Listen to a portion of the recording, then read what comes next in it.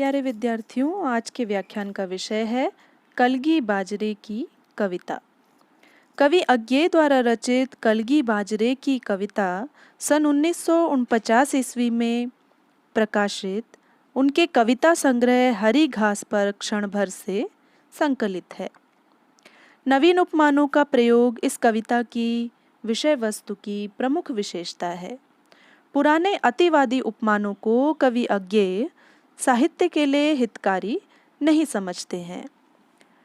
कवि कहते हैं, कविता की पंक्तियां हैं, हरी बिछली घास डोलती कलगी छरहरी बाजरे की। कवि अज्ञे अपनी प्रेयसी को संबोधित करते हुए कहते हैं कि हे प्रेयसी, तुम पृथ्वी पर बिछी हुई हरी कोमल घास हो और बाजरे की कलगी के समान छरहरी काया वाली हो। जिस प्रकार पृथ्वी पर बिछी हुई हरी भरी कोमल घास देखने में अत्यधिक सुंदर, कोमल, स्वस्थ और प्रसन्नतामयी प्रतीत होती है, उसी प्रकार तुम्हारा वर्ण भी अत्यधिक कोमल, सुंदर, स्वस्थ तथा प्रसन्नता से भरा हुआ दिखाई देता है। और जिस प्रकार बाजरे के सिरे पर लगी हुई चोटी अत्यधिक सावधानी के साथ झूलती हुई और लंबी तथा सतर्क प्रतीत होती है, उसी प्रकार से तुम भी लंबी हो तथा कलगी के समान निरंतर सावधान, इठलाती, बल खाती और झूमती हुई सी प्रतीत होती हो। आगे कवि कहते हैं कि अगर मैं तुमको ललाती सांझ के नभ की अकेली तारिका अब नहीं कहता, या शरद के भोर की निहार न्यायी कुई टटकी कली चंपे की वगैरह, तो नहीं कारण कि मेरा हृदय उथला या कि सूना है, या कि मेरा प्यार मैला हो गया है।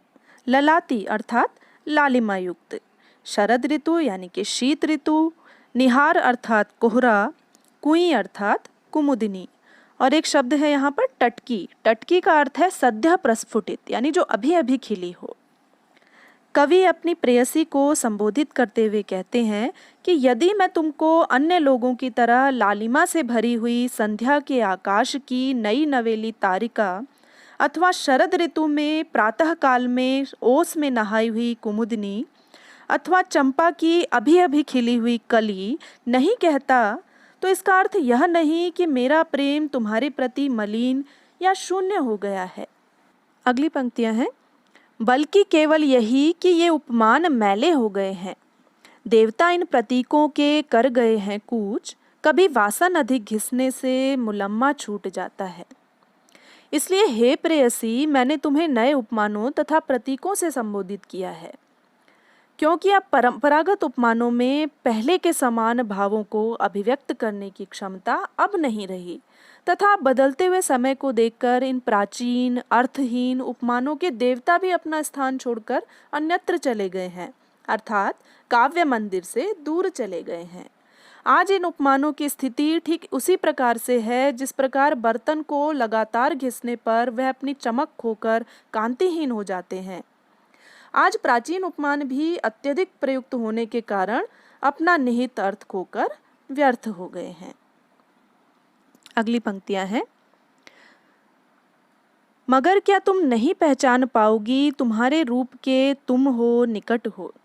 इसी जादू के निजी किसी सहज गहरे बोध से किस प्यार से मैं कह रहा हूँ, अगर मैं यह कहूँ बिछली घास हो तुम लहलहाती हवा में कलगी छरहरी बाजरे की।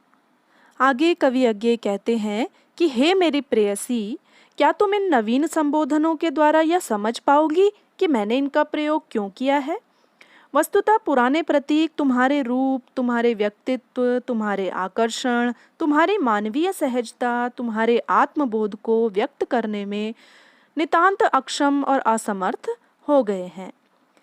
इसलिए मैं अत्यधिक प्रेम, अपनत्व और हृदय की गहराई से यह कहना चाहता हूँ कि तुम पृथ्वी पर जमी हुई कोमल, प्रसन्न और आनंद की अनुभूति देने वाली हरी भरी घास हो तथा इकहरी और प्रसन्नता से झूमती हुई बाजरे की कलगी हो।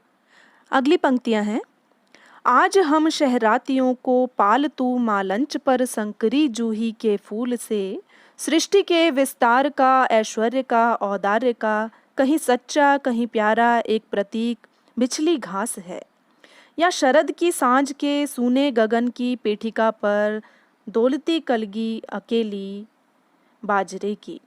और सचमुच इन्हें जब जब देखता हूँ यह खुला वीरान संस्कृति का घना हो सिमट आता है, और मैं एकांत होता हूँ समर्पित। शब्द जादू हैं, मगर क्या समर्पण कुछ नहीं है?